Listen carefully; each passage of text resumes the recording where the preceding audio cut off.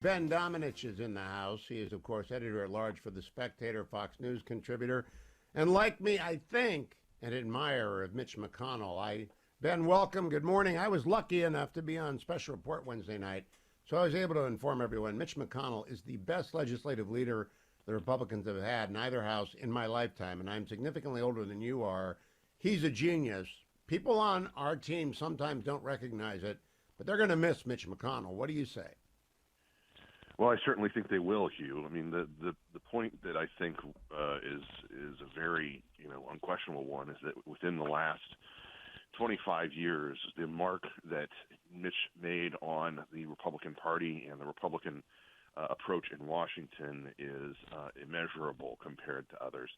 And certainly there have been one example after another where he has made a choice that was questioned at the time. Maybe for ideological reasons, maybe for strategic reasons, but that ultimately came to fruition in much the way that he expected. And that's not something that you can say about a lot of people who are in the business of politics. And I think that in his case, he made some bad choices at various points, I think, in failing to recognize some of the opportunities that could be seized as it related to the rise of populism within the Republican coalition. But really, other than that, I think that you really would have to look hard to find any kind of weaknesses in the approach that he used, which was just time and again found to be well-founded, and as much just slag that he got both from right and left is you can kind of come to appreciate the kind of arrows and slings that he had to withstand in order to endure as long as he did. Now he's choosing to go out on his own terms, and I think you compare this to great quarterbacks and that kind of thing. Choosing to go out on your own terms at your own timing is not something that a lot of people get to do. And when he's done it, I think you can look back and look at his legacy being one that is not just of course, confined to the bounds of the Senate, but is right across the street at the Supreme Court and is throughout the court system. Well, that's the high point. There are a lot of high points in the McConnell career, but holding open the vacancy created by Justice Scalia's untimely death, the next day coming out and saying no hearings, no votes. That made it not particular to Merrick Garland. It boxed in Barack Obama. It made it the issue of 2016. It got Trump elected. Former President Mitch clash a lot, but there's just no denying over this long career he's extraordinary. And I want people to understand how much people are going to forget how much strength of will it took to do that at the time, just given the pressure that he withstood. Not even from just people on the other side of the aisle, but people within his own party who thought that putting Merrick Garland on the court would have been a better option, especially considering all the people who assumed that Donald Trump would lose. We forget completely how much crap he was getting from those people who were saying this is a complete mistake.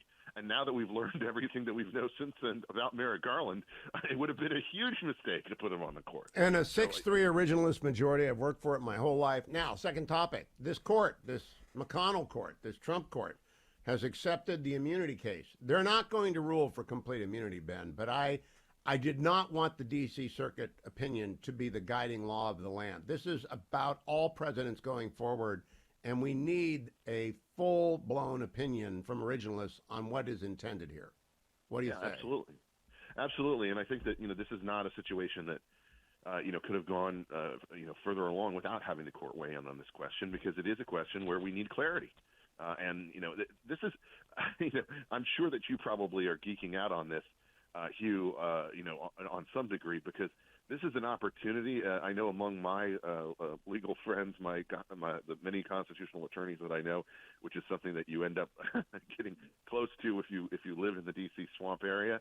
You get to know all these people who basically are rolling out all this knowledge that they haven't had reason to use or deploy. And Nixon v. Fitzgerald doesn't come up very much in conversation. So once exactly.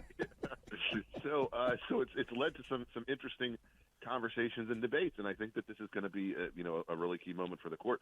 But to see the media reaction, the meltdown to this, oh my God, absolute meltdown, and that just to me it gives away the store. It completely says to everyone who's paying any kind of attention, This is all about partisanship. It's all about the individual of Trump. It's not about the principle of the thing at all.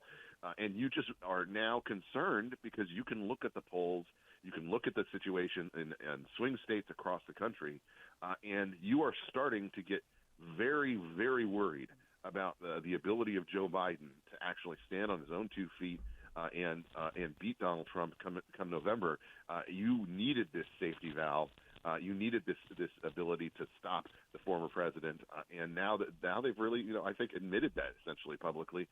Now that they've gone and freaked out about this schedule, and I don't think they're going to be very happy with the outcome of this. And it was a risk that they took on from the get-go. Well, Jack Smith went to the court and said, "You must hear this." Now they're hearing it, and people are mad like Jack Smith. Ben, I want to make sure I get to one subject. I'd never heard of Shane Gillis, right? I stopped watching Saturday Night Live when I had babies back in like the 80s, right? So I haven't watched Saturday Night Live since the 80s. Parents go to bed. But my son said, "Oh, read Ben's piece that you wrote in The Spectator about Shane Gillis. You spotted this a long time ago. He's huge now. How did you know he was going to be huge?"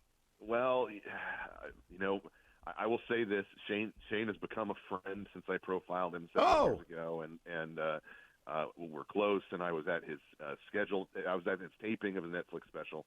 You can actually see me cheering at one point in the crowd, and I've gotten to know him a good bit since then.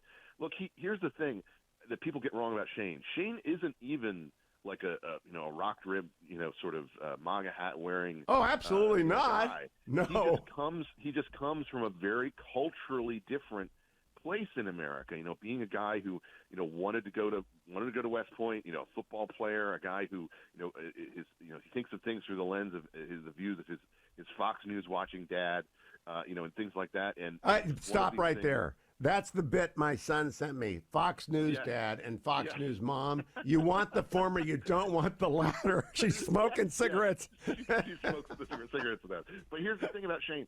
He just appreciates a different part of the country than all these people who went to Harvard and end up in the comedy world. And he got canceled in a way that was not only did he just do I believe that his return to SNL and hosting the show that he did, not only does that mark the end of a certain type of cancel culture within the comedy world, I think that he shows that it's not just that, it's that the cancellation made him so much bigger than he ever would have been without it. They made a huge mistake, the leftists who tried to do that.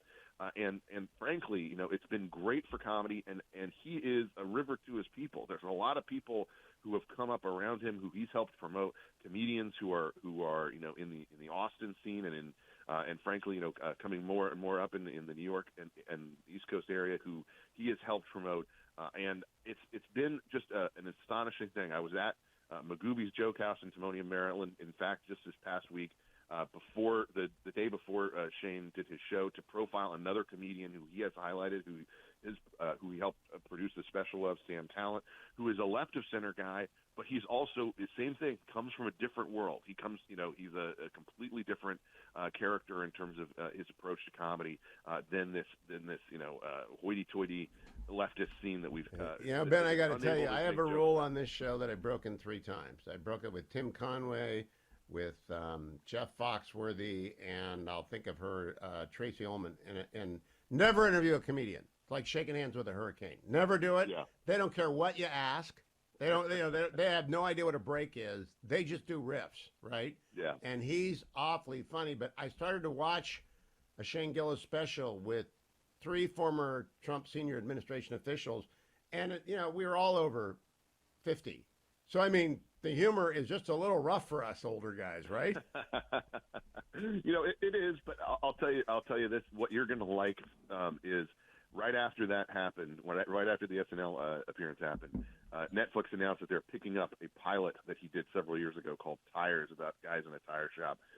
And you will like it when Netflix eventually, puts it out there. When you talk to him, would you please tell him to do a monologue for old guys who cannot handle the idea? His Baghdadi bit, how they got Baghdadi.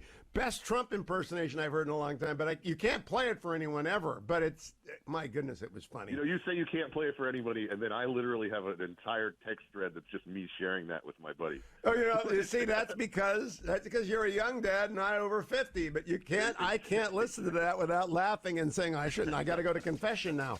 All right, Ben Domenech at The Spectator, Fox News. B. Domenech. Hope I see you on the Fox set soon.